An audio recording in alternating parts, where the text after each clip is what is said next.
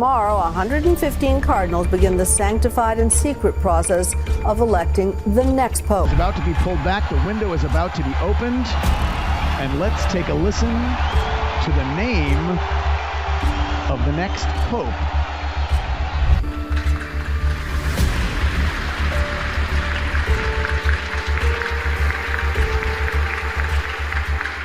The entire Christian community has been holding its breath for months now because the rumor was Pope Francis might be preparing to name his successor.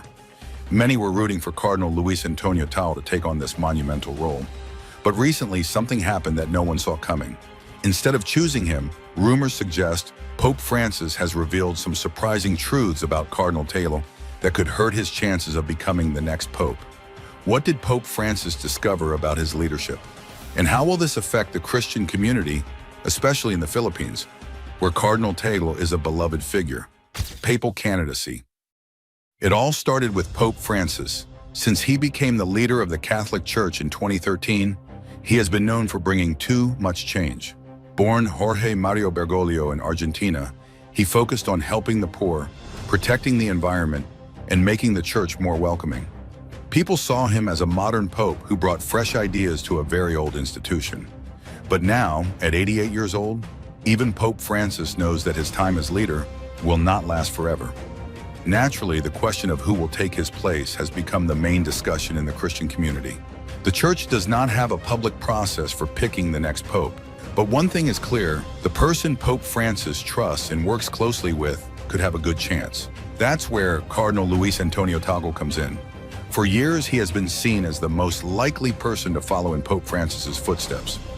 Born in the Philippines, Cardinal Tagle is loved by many for his humble attitude and his focus on the poor and marginalized. His kind and approachable personality makes him relatable, and he shares many of Pope Francis's views on what the Church should stand for in today's world. Tagle has not just earned respect in his home country, he has gained international recognition.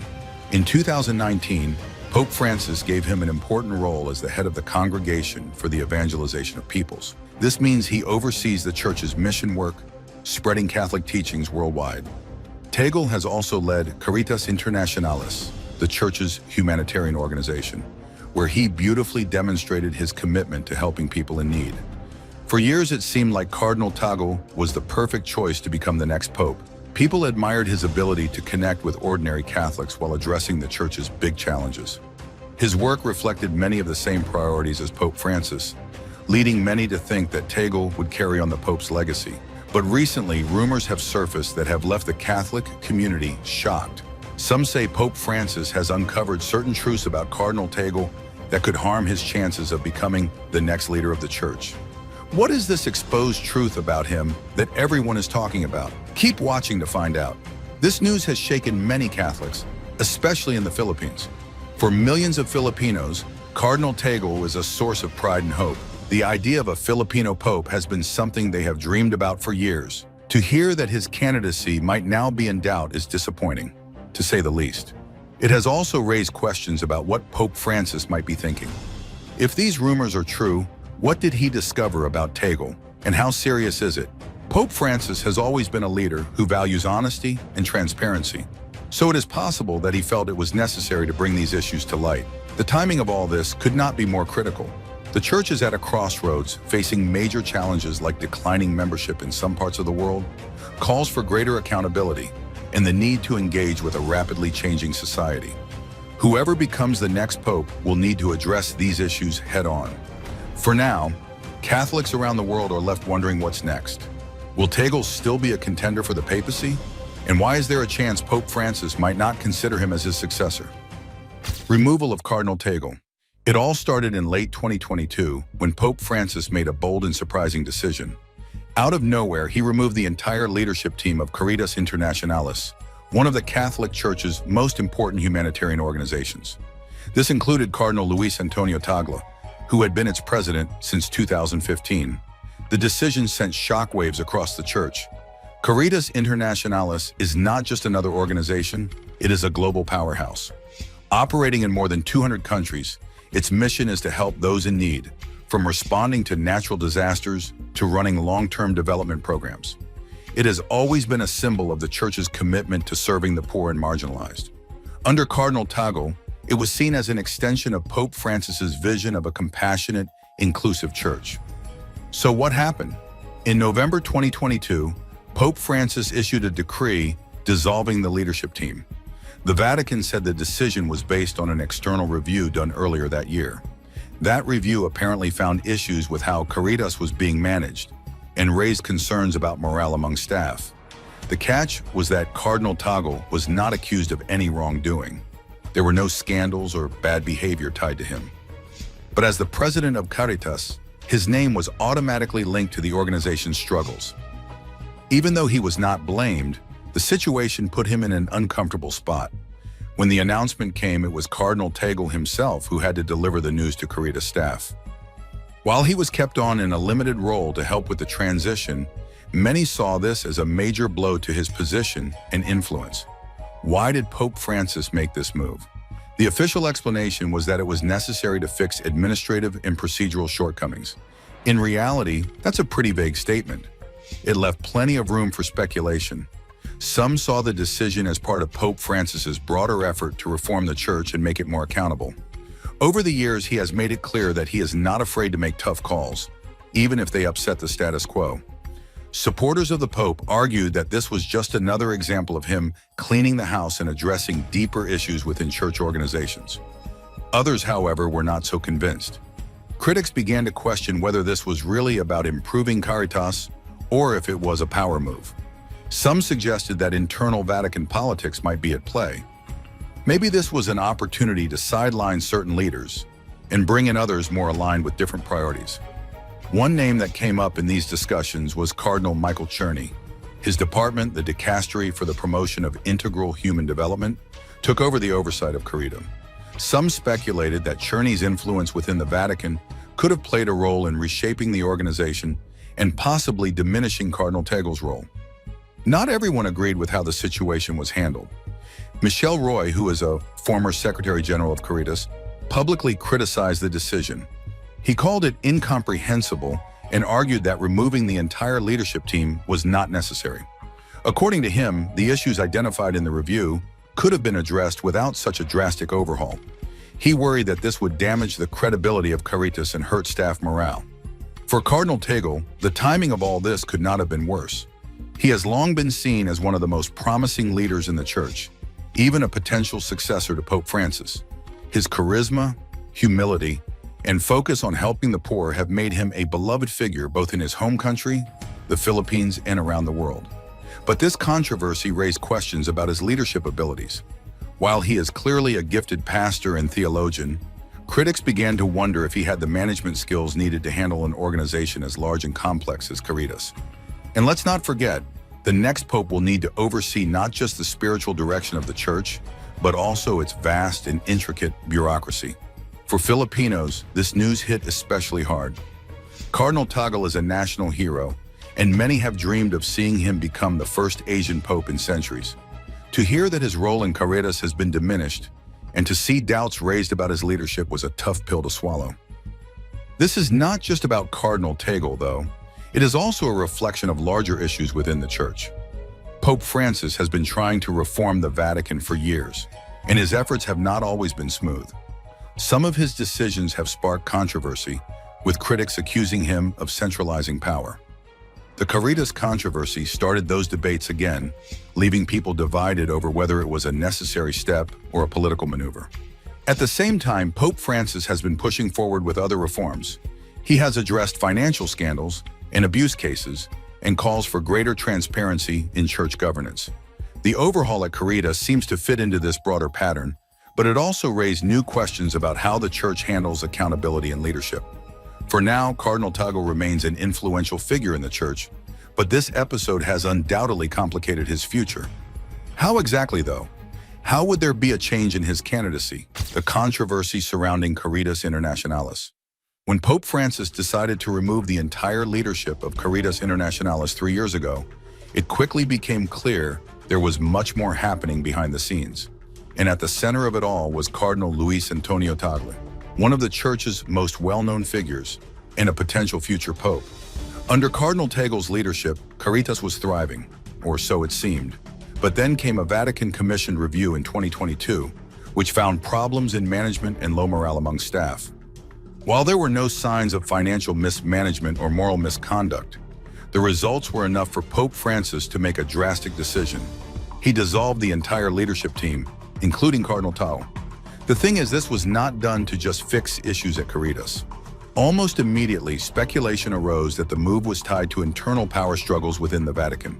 One name that kept coming up in these discussions was Cardinal Michael Czerny, head of the dicastery for the promotion of integral human development. This dicastery, created by Pope Francis in 2016, oversees issues like justice, peace, and humanitarian work. After the Caritas controversy, it took direct control of the organization.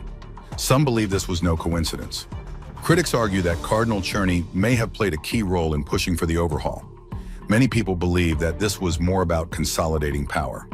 One of the loudest voices questioning the decision was Michel Roy, who is a former Secretary General of Caritas. He publicly criticized the move and called it unnecessary and excessive. Roy argued that the management issues identified in the review could have been solved without removing the entire leadership. He even suggested that Cardinal Tagle might have been a victim of internal Vatican politics, sidelined by those who viewed him as a threat. For Cardinal Tagle, this was a tough moment. Once seen as a rising star in the church and a close ally of Pope Francis, his removal from the leadership spotlight felt like a step back. Even though Pope Francis kept him on as a liaison during the transition, it was hard not to see this as a demotion. This whole situation raised serious questions about Tagle's future. Critics began to wonder if he had the skills to handle the administrative challenges of running such a large organization. While Tagle is widely admired for his compassion, humility, and theological insight, the role of the Pope requires more than just spiritual leadership. It also demands strong management skills to oversee the Vatican's vast operations. Meanwhile, the Caritas shakeup highlighted the challenges Pope Francis faces as he tries to reform the Church. On the one hand, he has been praised for pushing for transparency and accountability. On the other, his approach has sometimes been criticized as too aggressive. By placing Caritas under the control of Cardinal Czerny's dicastery, Francis showed he was not afraid to disrupt the status quo. But this also raised concerns about centralizing power and sidelining key figures like Tagle. This decision also reflected a deeper issue, which is that the Church is far from united. There are factions with very different visions for its future. Cardinal Tagle, closely associated with Francis's progressive agenda, has his supporters and his critics. For some, he represents hope for a more inclusive and compassionate church. For others, especially conservatives, he is seen as too liberal. The Caritas controversy brought these divisions into sharp focus. It was not just about one organization, it was a reflection of the broader power struggles within the Vatican. These struggles are not new, though. They have been part of church history for centuries. The Second Vatican Council in the 1960s, for example, saw fierce debates between progressive and conservative groups over the Church's direction. Even recent history shows how these tensions can play out. When Pope Benedict XVI resigned in 2013, part of his decision was tied to internal divisions and his struggles to manage the Curia. Pope Francis has worked hard to address these issues, but as the Caritas situation shows, the challenges are far from over. For Cardinal Tagle, this episode has made his future unpredictable. While his leadership in the Philippines has been praised, this controversy has raised questions about whether he is ready for the immense responsibility of leading the global church. So what does all this mean for Tagle's future? Is this the first time he is at the center of a controversy? The recent criticism. When Cardinal Luis Antonio Tagle became Archbishop of Manila, he quickly gained a reputation as a compassionate and forward-thinking leader. But his time in this influential role was not without controversy, especially during the presidency of Rodrigo Duterte in the Philippines. Tagle was not afraid to speak out against Duterte's policies, particularly the violent war on drugs. Thousands of extrajudicial killings shocked the nation and the world, and Tagle was one of the few prominent voices calling for respect for human life and due process. He reminded people of the Church's role in defending dignity and justice, which resonated with many who opposed Duterte's actions. Of course, this did not sit well with Duterte. Known for his fiery speeches, the president did not hold back in attacking the Catholic Church, including Cardinal Tagle. He accused church leaders of hypocrisy and meddling in politics. For Duterte and his supporters, Tagle became an easy target, representing what they saw as the church's interference in government affairs. The church has always been a powerful force in the Philippines. It played a huge role in the 1960 People Power Revolution that ousted Ferdinand Marcos, so its involvement in national issues is not new. But this history makes the matters more complex. While some see it as a badge of honor, others argue that the church should stick to spiritual matters and leave politics alone. Critics accuse Tagle of crossing the line between his role as a religious leader and becoming a political activist. They question whether his public statements about Duterte's policies were appropriate. Some believe he was acting as a moral guide, while others say he was inserting the church into debates where it didn't belong. Tagle had a clear response to this. He said his actions were not about politics, but about standing up for what's right. He framed his opposition to the drug war as a moral obligation, emphasizing that the church's mission is to protect the vulnerable and call out injustice. He did not pick sides but stayed true to his faith and values. Still, not everyone bought that argument. Some felt that his outspokenness risked dividing the public, especially in a country where Duterte's policies had a lot of support. Others questioned whether Tagle's approach might alienate people who saw the church as overstepping its boundaries. At the same time, Pope Francis's influence on Tagle cannot be ignored. Francis has always encouraged the church to advocate for the poor, marginalized, and oppressed. Tagle's leadership in Manila reflected these priorities. He mirrored Francis's vision of a compassionate and socially engaged church, which is one of the reasons the Pope later brought Tagle into key roles in the Vatican. When Francis appointed Tagle as head of the Congregation for the Evangelization of Peoples, it was a clear vote of confidence. The role gave Tagle even more prominence on the global stage and positioned him as a potential future pope. But this increased visibility also made him a bigger target for critics who weren't fans of Francis's progressive agenda. The controversies from Tagle's time as Archbishop, combined with the more recent issues surrounding Caritas Internationalis, have definitely complicated his reputation. On the one hand, many admire his courage and commitment to social justice. On the other hand, his critics see these same actions as evidence that he struggles to separate the church's mission from political involvement. This raises an important question. How does Tagle's past leadership shape his chances of becoming the next pope? His willingness to speak out and stand up for the poor does make him a strong candidate. After all, he embodies many of the same values Pope Francis has championed. At the same time, his involvement in divisive issues could make it harder for him to unite a global church with so many different perspectives. With everything that's happened recently, it is fair to ask, how will these controversies shape the church's future, and who else has a strong chance of being named the next pope of the Christian community? The next pope. For a long time, Cardinal Tagle seemed like the natural choice to follow Pope Francis. His humble personality, deep commitment to social justice, and alignment with Francis's vision made him a standout figure. But recent controversies have shaken his position. The Caritas Internationalis leadership removal and debates around his political involvement in the Philippines have raised serious questions. With all this uncertainty, the focus has shifted to other contenders for the papacy. One name getting a lot of attention is Cardinal Pietro Parolin, the Vatican's Secretary of State. Parolin is the definition of a skilled diplomat. He is known for navigating tricky geopolitical situations while keeping the church's interests front and center.